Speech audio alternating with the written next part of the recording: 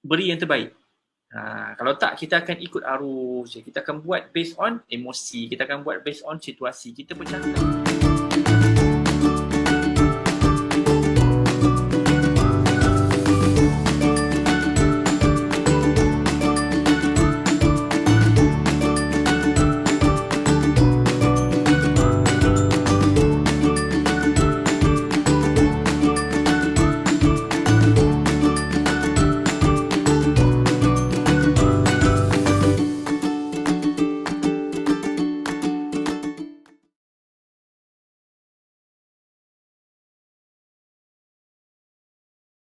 Assalamualaikum warahmatullahi wabarakatuh. Saya mulakan perkongsian saya pada malam ni. Okay, kenapa? First kali kita kena tahu big why. Kenapa anak kena patuh?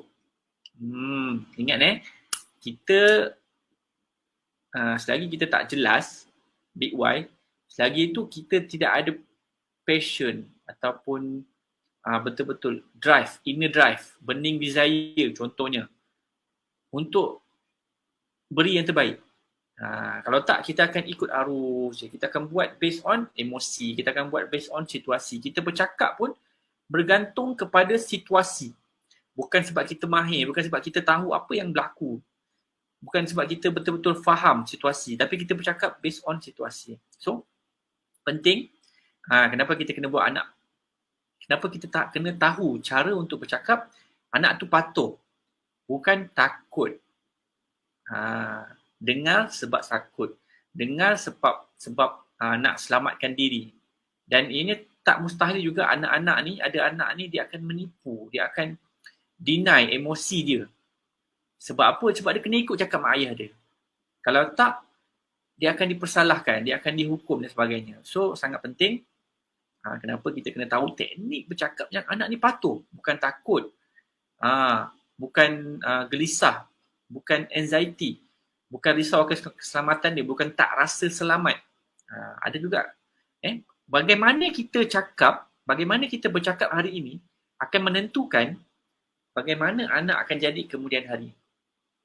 Contoh kalau anak tu degil, daripada kecil ni dah degil, susah nak dengar cakap, keras kepala, kita cakap satu apa pun tak dengar, dah besar besok, dia akan jadi langsung tak peduli dengan kita. Kalau kecil tak dengar, besar dia langsung tak peduli. Masa tu kita nak marah pun tak guna dah. Kita nak pukul pun tak guna dah. Dia lagi besar daripada kita, dia lagi kuat daripada kita. So kena beringat. Okay? Kalau daripada kecil ni, anak keras kepala. Anak keras kepala, dia buat ikut suka hati dia.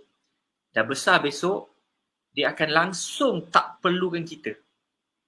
Dia akan bertindak suka hati dia akan buat apa yang dia suka. Dia rasa dia boleh survive tanpa ibu ayah. Dia rasa dia tak perlukan ibu ayah. Yang sebenarnya kita perlukan dia pun perlukan kita. So, itu yang kita kena tahu juga. Bagaimana nak tackle hati anak ni sebelum dia makin keras, makin jauh. Okay? Dan jika anak tu patuh kerana takut. Masa kecil ni, dia patuh dekat kita sebab dia takut. Kebarangkalian besar, bila dah besar besok, dia akan memberontak. Sebab masa kecil ni dia tak boleh buat apa-apa. Ikut sajalah. Itu yang dia patuh sebab dia takut. Sebab dia tak boleh nak melawan. Sebab dia tidak ada, dia sedar. Dia masih kecil lagi. Kalau dia lawan pun dia salah balik. Kalau dia cakap pun tak ada orang dengar.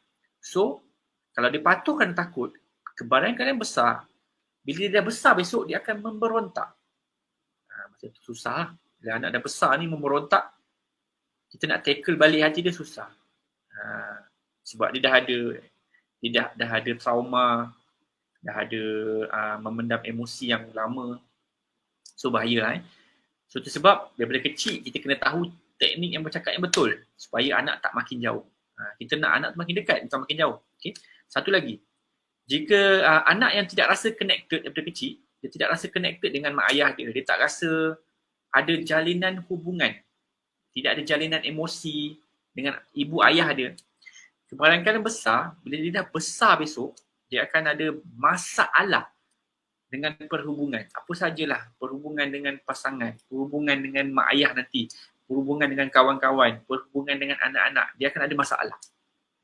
Dia akan rasa sentiasa ada benda yang dia tak puas hati, sentiasa ada benda yang dia cuba untuk kontrol.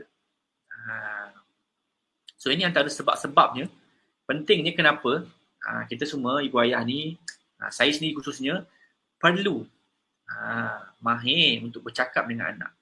Bagaimana kita cakap menentukan bagaimana anak tu akan jadi esok hari. Dia besar jadi apa?